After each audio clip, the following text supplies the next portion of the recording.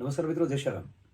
આપ અત્યારે જાણીએ છીએ કે છેલ્લા 5 દિવસથી કેમ છો મારા ભાઈઓ અને બહેનો, વિડીયોમાં તમારું દિલથી હાર્દિક સ્વાગત છે. મારા ભાઈઓ, સોશિયલ મીડિયામાં જે દેવાયત ખબર અને મિત્રો તેમના વિશે જે એફઆઈઆર નોંધાઈ છે મિત્રો, તેના વિશે આ વિડીયોમાં વાત કરવાના છીએ. અને તેમના પરમ મિત્ર એવા માયાભાઈ આહિરે દેવાયતભાઈ ખબરને શું કહ્યું તેના વિશે પણ આ વિડીયોમાં વાત કરશું. વિડીયો છેલ્લે સુધી જોજો. વિડીયો ગમે તો વિડીયો લાઇક કરી નાખજો. ચેનલ પર નવા આવ્યા હોય તો અમારી આ ચેનલને સબસ્ક્રાઈબ કરવાનું ભૂલતા નહીં. તો મારા ભાઈઓ, તમને જણાવી દે કે દેવતભાઈ ખવડ કે જેમના પરમ મિત્ર એવા માયાભાઈ આહિર કે જેઓ જ્યારે માયાભાઈ આહિરના દીકરાના લગ્ન હતા ત્યારે મિત્રો દેવતભાઈ ખવડ ત્યાં મિત્રો રાત દિવસ હાજર રહ્યા હતા. અને મિત્રો અત્યારે આ વિવાદ ચાલી રહ્યો છે, તેમાં માયાભાઈ આહિરે દેવતભાઈ ખવડને શું કહ્યું, શું સલાહ આપી, તેમના વિશે શું કહ્યું, બધું જ તમને કહીશ જ.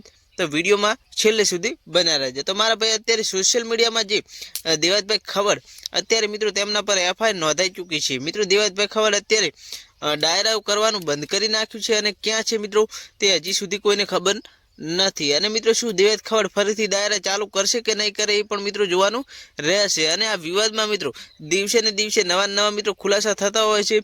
અને હવે મિત્રો આ વિવાદમાં શું થશે એ તો તમને અને મને કોઈને ખબર જ નથી. મિત્રો કોની જીત થશે, દેવાયત ખબરની જીત થશે કે પછી જે આયોજક હતા ભગતસિંહ ચૌહાણ એમની જીત સાથે એ તો જોવાનું રહેશે. અને મિત્રો દેવાયતભાઈ ખબરની જે ગાડી હતી તે પણ મળી ગઈ છે. અને હવે એ ગાડીની મિત્રો પોલીસે જે હતી તે તહકીકાત કરી રહી છે. અને તેમાં શું સબૂત મળે છે એ હમણાં ખબર પડી જશે. તો મારા ભાઈઓ, તેમના પરમ મિત્ર એવા માયાભાઈ આહિરે દેવતભાઈ ખવડને મિત્રો સમાચાર લઈ પૂછ્યું હતું કે તમારે જે આ વિવાદ છે તેમાં શું થયું, શું બન્યું હતું મેટર, એ બધી મિત્રો જે માયાભાઈ આહિરે માહિતી લીધી હતી ફોન કરીને.